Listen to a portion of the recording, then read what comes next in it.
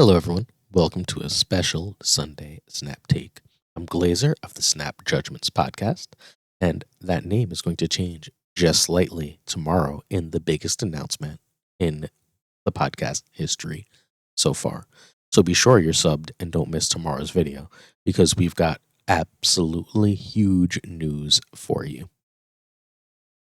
Today's video is because of that announcement. We're doing something a little special, a little different tomorrow, and I don't want to leave you without telling you about some really sweet decks you can try.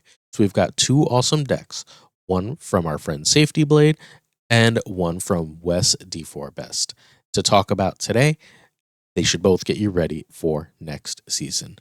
All right, in addition to that, we're going to announce our Spider-Verse giveaway winners. Our winners are Shady at TTV Super Shady, Mikhail Lahayovitz, let's hope I said that right, at BTHRSN, Diston Nelson at BatDemon073, Adam Walters at AWalt08, and Adele Chapman at Adele Chapman. To claim your prize, please DM me on Twitter at SnapJudgecast or find me in the Marvel Snap Zone Discord under the spot that says podcast, hang with the hosts. We'll get you set up with your free season pass from there. We still have our grand prize giveaway to go. I'm hoping to do that tomorrow if everyone is able to contact me quickly enough. For this, I just want to make sure that everyone's responding before I pull the grand prize winner to someone who might or might not see the response. So let's get on that right away. We'll get everyone set up. We'll pull our grand prize in tomorrow's video. Congrats to our winners. Don't forget that we are the biggest Marvel Snap Season Pass giveaway. We give away 5 Season Passes every month along with that grand prize. So make sure you're following here on YouTube and make sure you're subbed here on YouTube and following over on Twitter to be sure you don't miss the giveaway. First deck we have is Master Mold Counter, created by our friends Fazzer Snap and Safety Blade. These are two phenomenal creators who seem to have cracked the mold on Master Mold Ronin decks. Let's talk about how this deck works. The secret sauce to this deck is very often invisible. The downside to giving your opponent cards is that, well, then your opponent has cards. But if you play cards like Master Mold and Maximus on top of Invisible Woman, your opponent will then draw at the end of the game when they have no way to gain an advantage from it. That is then also a surprise buff on Ronin that can win you the game there. In addition to this combination, you have the power of Goose, Nebula, and Sunspot to try and steal and lock down a lane. Those cards, along with Doom, add a lot of power that every opponent can't handle in that lane. On turn 5, you can very often play Wave, thus locking the opponent entirely out of the Goose location unless they too play Doom. But you also have Doom for that situation. Their inability to play there is also at that point a guaranteed, unless they Jeff and that's their only card, a +2 power on Nebula as well. It's a great setup. If you wave on 5, you have Armor, Master Mold, Goose, and Invisible Woman and Sunspot, who have less value at that point, that you could play as well as wave on 5. If you don't want to wave, and part of the skill of this deck is learning when to wave versus when to not, you can spend your turn 5 if you're pretty sure he's safe playing a Ronin or playing an Arrow. Either one of these cards can mess up your opponent's plans.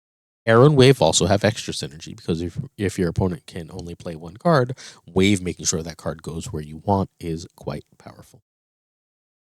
Finally, America Chavez adds a lot of consistency to this deck, making sure that you're seeing cards like Invisible Woman and Wave on curve when you want them, along with basically guaranteeing you one of your 1-drops early.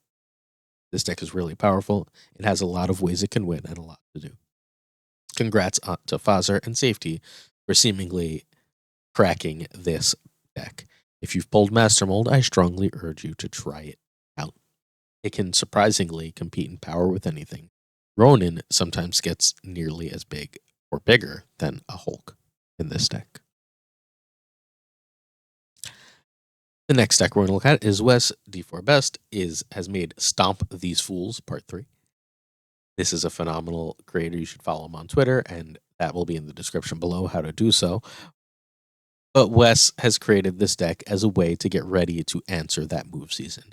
You'll see the lower curve here is largely just your standard Sarah Surfer build. Sarah Surfer is a powerful archetype, right? We all know that. It maintains like a B+-ish win rate in the game.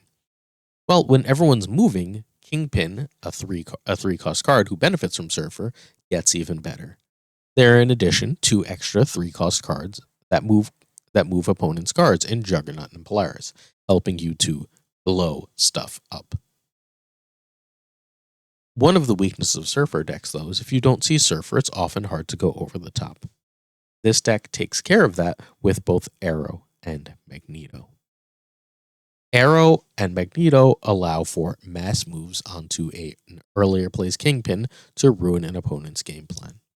Many people who aren't playing move decks are playing either high evolutionary decks or decks that feature Darkhawk,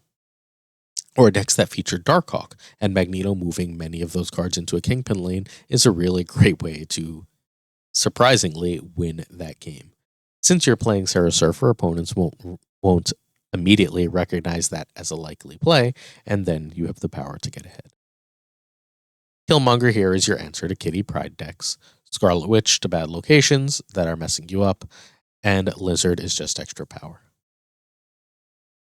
Marvel Snap Zone writer Den created an extra play here in his suggestion on Twitter, saying remove Lizard for Cloak.